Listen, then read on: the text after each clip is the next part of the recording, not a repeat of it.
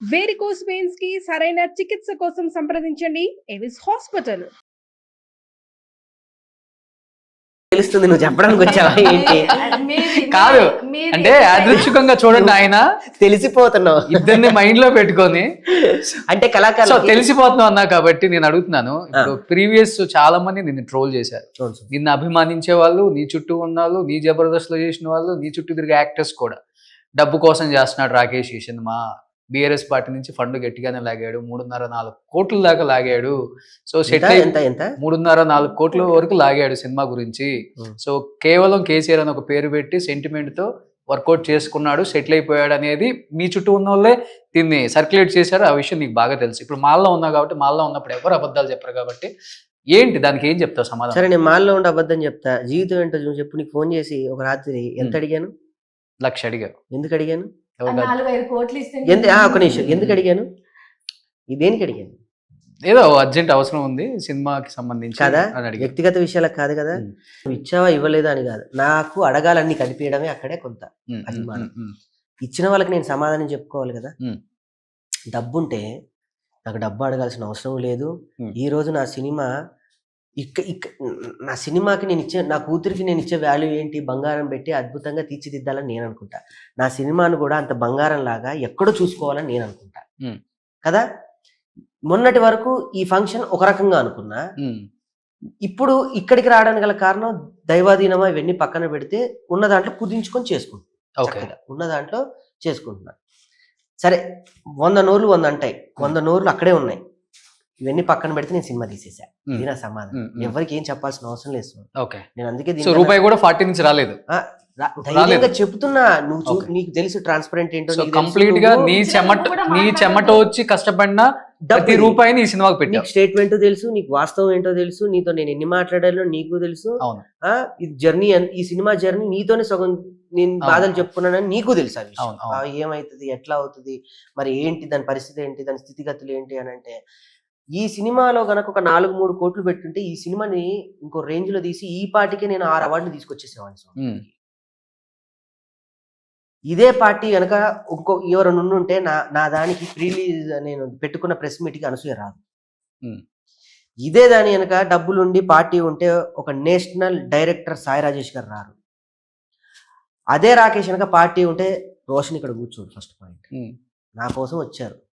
అంటే ఇప్పుడు నువ్వు అన్నావు ఎవరి దగ్గర నుంచి ఎటువంటి సపోర్ట్ తీసుకోలేదు అన్నారు కాబట్టి, ఇన్ కేస్ వాళ్ళు కూడా అడుగుతారు, ఇప్పుడు మాకు సంబంధించి మా పేరు పెట్టి తీస్తున్నారు కాబట్టి క్వాలిటీ దగ్గర ఎక్కడ కాంప్రమైజ్ అవ్వద్దు, ఎందుకంటే స్క్రీన్ మీద చూసే వాళ్ళు ఇల్లేంటి ఇలా తీయించుకున్నారు, కొంచెం మంచిగా వీళ్ళని ఇచ్చి చేయించుకోవచ్చు కదా అనే టాక్ వస్తుందని ఏ పార్టీ వాళ్ళని అడుగుతారు, అది కామన్. సో అలాంటిది ఏమి ఎవరు సపోర్ట్, సంతోష్ గారు కానీ, సంతోష్ అన్న, కేటీఆర్ గారు కానీ. ఇప్పుడు రోషన్ నా వెనక ఉన్నాడు అంటే రోషన్ డబ్బు పెట్టాడు, ధైర్యం పెడతాడు. సంతోష్ అన్న నా వెనక ఉన్నాడు అని అంటే నీకు రేపు ఏమన్నా అయితే నేను చూసుకుంటావు ఎల్లు అని ఒక ధైర్యం ఎన్ని కోట్లతో సమానం. స్వామి నువ్వు ఇచ్చావు. బయట టాక్ ఏంటంటే రోషన్ వెనక ఉన్నాడు కదా, రోషన్ కూడా బినామీ, చాలా మందికి బినామీ అని అన్నారు. బినామీ ఏంటో సునామీ ఏంటో నీకు తెలుసు, సొన్నం ఏంటో నీకు తెలుసు. అవునా? నేను వాళ్ళకి బినామీ, నాకు నువ్వు బినామీ. ఇప్పుడు అర్థమైందా? Total clarity. స్వామి ఒకవేళ గనక కేసీఆర్ గారి ఇదే సినిమా నేను తీయాలి అని అంటే రాకేష్ సరిపడు దీనికి. బాంబేలో కూర్చొని భారతదేశాన్ని గర్వించదగ్గ ఒక పాన్ ఇండియా ఒక 300-400 కోట్లు పెట్టి తీయాలి సినిమా. ఆయన పేరుకున్న బలం, ఆయన పేరుకున్న ఆయుధం, ఆయనకున్న పవర్కి పాన్ ఇండియా వైజ్ గా తీయొచ్చు సినిమా తీయాలంటే. సో అంటే ఇప్పుడు ఆయన గురించి అంత ఎక్కువ మాట్లాడినా కానీ ఇప్పుడు గవర్నమెంట్ వాళ్ళు లేరు. ఇన్ కేసు రేపు రిలీజ్ అప్పుడు ఏమైనా ఇబ్బంది పెట్టారనుకో గవర్నమెంట్ కళాకారులకి అన్న నేను ఇదే చెప్తున్నా. మొన్న ఒక ఛానల్కి వెళ్ళి బిగ్ టీవీకి వెళ్ళి చెప్పారు, రేవంత్ గారు చెప్పారా సపోర్ట్ ఉండదు, రేవంత్ రెడ్డి గారు మీ సపోర్ట్ నాకు పూర్తిగా కావాలి. నేను చెప్పా ఎవరు ఇబ్బంది పెడతారు అని అంటే, ఒక వైట్ షర్ట్ ఒక వైట్ ప్యాంట్ వేసుకొని అదే వైట్ షర్ట్ ని మళ్ళీ రాత్రి ఉత్తుకొని పొద్దున ఇస్త్రీ చేసుకున్న వాళ్ళు ఒకటి ఉంటారు, పని పాట లేని వాళ్ళు. వాళ్ళకు ఫోన్ ఉంటది, ఆ ఫోన్ చేసి ఎవరిని తిట్టాలో తెలియక నాకు ఫోన్ చేసి ఎవరిని అంటే అనండి, నో ప్రాబ్లం. కానీ నేను వాళ్ళకు కూడా సినిమా చూపిస్తా.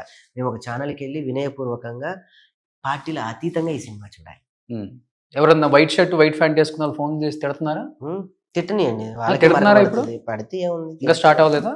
అయింది. ఎప్పుడు నీ తెలియదే ఉంది, అయితేనే ఉంటది. మనం పట్టించుకుంటే ఈ సినిమా ఇక్కడ దాకా 22 దాకా నేను తీసుకురాలేను. ఇంట్లో గొడవలే నేను పట్టించుకోవట్లేదు, వాళ్ళని ఎవరు నేను పట్టించుకోవడానికి. ఇంట్లో గొడవలు అంటే ఏమండి ఇంట్లో గొడవలని ఇప్పుడు ఏంటి ఇంకా మీరు వేరే మాట్లాడుతున్నారంటే ఏంటి స్వామి? అంటే నేను అనేది ఏంటంటే మళ్ళీ తమ్నేల్ పెట్టావు చూడండి, అలాగే అన్ని- తమ్నేల్ పెడతాడు. అన్ని గొడవలు పడినా వచ్చి ఈ పక్కన కూర్చుందంటే గొడవ సుజాత కాదు గొప్పతనం అంటే అది.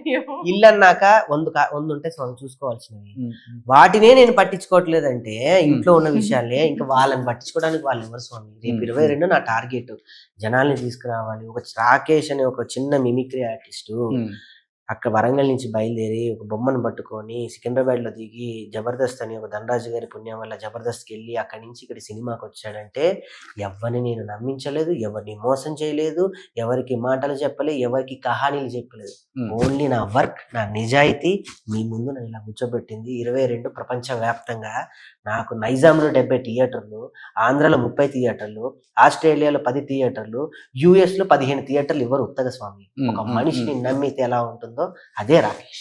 నమ్మించగలవు కూడా, కెపాసిటీ దేవుడు ఇచ్చారు మీకు. నేను ఇండస్ట్రీలో కావాల్సింది అదే. నమ్మించే అంటే ఒకటి ఇది రాంగ్ చేయాలి, అంటే రాంగ్ మాట. నేను చెప్పేది వేరే విధంగా కాదు. తప్పు. ఉమ్, నమ్మించడం అనేది రాంగ్. ఉమ్, నా మీద నమ్మకంతో రావడం అనేది గుడ్ వర్డ్. ఉమ్, నమ్మించడం అని అంటే మాయ చేయడం, మసి చేసి మారేడుకాయ చేయడం. అది నీకు ఎంతమంది చేశారో నీకు తెలుసు. ఉమ్, నేను అంటుంది నమ్మకంతో రావడం. నేను నమ్మకంతో బిజినెస్, నేను నమ్మించి బిజినెస్ చేయలేదు, ఉమ్. నమ్మించి ఇంకేదో మాయ చేయలేదు. ఓకే సినిమా తీసా, రేపు సినిమా మాట్లాడు. ఓకే. అట్లనే ఏమంటారు నమ్మించి అని అన్నారు కదా, అట్లా చేస్తే మీరు కూడా ఇంత దూరం వచ్చేటోళ్ళు కాదు స్వామి. అదే ఆ జర్నీలో వస్తూనే ఉంటారు మరి. ఈ సినిమాలో వాళ్ళు తగులుతున్నప్పుడు తప్పదు, నమ్మించాలి, తప్పదు మరి. నమ్మించకపోతే మనం వేరే వాళ్ళని నేను నమ్మించడానికి నాకు ప్రొడ్యూసర్ లేరు ఇందులో, నమ్మించడానికి డబ్బు తీసుకురావడానికి ఫైనాన్సర్ లేరు ఇక్కడ నాకు. సో ఇప్పుడు ప్రొడ్యూసర్ ఫైనాన్షియల్ అన్ని నేనే నా కాబట్టి. ఇంటర్వ్యూలో చెప్పారు, సుజాత కారం వేసాను సినిమా ప్రొడక్షన్ అమ్మాయి లేదు కానీ ఇస్తానందే అని. ఇంకొకటి ఇంటి పత్రాలు ఒకటి అది వాస్తవం. పెట్టేసి డాక్యుమెంట్స్ బ్యాంక్ లో పెట్టేశారు, ఉంది ఒకే ఇల్లు, అది కూడా పెట్టేశాడు. అంటే ఇప్పుడు నువ్వు కూడా కొద్ది గొప్ప తను పెళ్లి చేసుకుంది, ఇప్పుడిప్పుడే వెల్ ఎస్టాబ్లిష్డ్, సంపాదించాడు, ఇల్లు ఉంది, కారు ఉంది, కొంచెం బ్యాంక్ బ్యాలెన్స్ ఉంది, ఇబ్బంది లేదు, చేసుకుంటే అనుకుని చేసుకొని ఉంటాం. సిసి ఎవరైనా ఏ అమ్మాయికైనా ఉంటుంది, మినిమం రిక్వైర్మెంట్స్ అవి ఉంటాయి కదా. రోజు నన్ను అసలు అది కాదమ్మా, ఏ అమ్మాయికైనా కానీ మినిమం అసలు నా విషయంలో మీరు అసలు అలాంటిది ఆ word ఏ- ఇప్పుడు ఈ సినిమా కోసం మొత్తం పెట్టేశాడు కదా. ఆ వర్డే మీరు అసలు వెనక్కి తీసుకోరు. ఇప్పుడు ఎందుకంటే రేపు సంపాదించుకొని హ్యాపీగా ఓకే ఈయన సెటిల్ అయ్యాడు కాబట్టి నేను లగ్నం చేసుకుంటే ఈయనకున్న అన్నిటితో నేను ప్రశాంతంగా బతకొచ్చు అని అనుకునే ఆడపిల్ల నేను అసలే కాదు. ఎందుకంటే నేను పెరిగి నేను సంపాదించుకున్న తర్వాత మా అమ్మ నాయనకి ఇంటికాడ ఇల్లు కట్టించిన నేను నా చేతులతో నేను సంపాదించుకోవడం స్టార్ట్ చేసిన తర్వాత నేను ఇది దాచిపెట్టుకోవచ్చు, నేను కారు కొనుక్కోవచ్చు అని నా శక్తితోనే నేను కారు కొనుక్కున్నాను. నాకు తన ధైర్యం ఏంటంటే మరి జీరో నుంచి వచ్చింది. నేను జీరో నుంచి వచ్చిన ఆమెకు పెద్ద మెయింటెనెన్స్ కూడా అవసరం లేదు ఆమెకి. నేనే మెయింటెనెన్స్ జీరో అంటే మీకు తెలుసు స్వామి. ఆమె నాకన్నా మైనస్ లో. ఆమెకు అసలు మెయింటెనెన్స్, ఒక ఆడపిల్లకి మినిమం లగ్జరీ ఒక కారు, షాపింగ్ అంటారు, తిరగాలంటారు, అటు అంటారు ఇటు అంటారు. నాకు 4 గోడల మధ్యలో ఉంటే చాలు, ఏం షాపింగ్ వద్దు, ఏది వద్దు. నాకు షాపింగ్ అంటేనే చిరాకు. బంగారం అంటే పెద్దగా ఇప్పుడు బిడ్డ పుట్టిన తర్వాత బంగారం అనేది ఏదైనా కొనాలి అనే థాట్ వచ్చింది తప్ప బంగారం అదే మరి ఫ్యామిలీ స్టార్ట్ అయిన తర్వాత ఎన్నో వస్తూనే ఉంటాయి. బ్యాంక్ బ్యాలెన్స్ అవన్నీ కూడా నేను పెద్దగా ఆలోచించుకొని, అంటే బిడ్డ పుట్టిన తర్వాత ఆలోచన వస్తుందేమో కానీ లగ్గం చేసుకునేటప్పుడు ఆలోచనతో లగ్గం చేసుకోలేదు. ఇన్ కేస్ మేబీ అట్లా ఉండుంటే నిజంగా ఈయన సినిమా అనే కార్యక్రమం ముందు చేసుకుంటే వద్దు అని చెప్పేసి ఆపేదాన్ని నేను.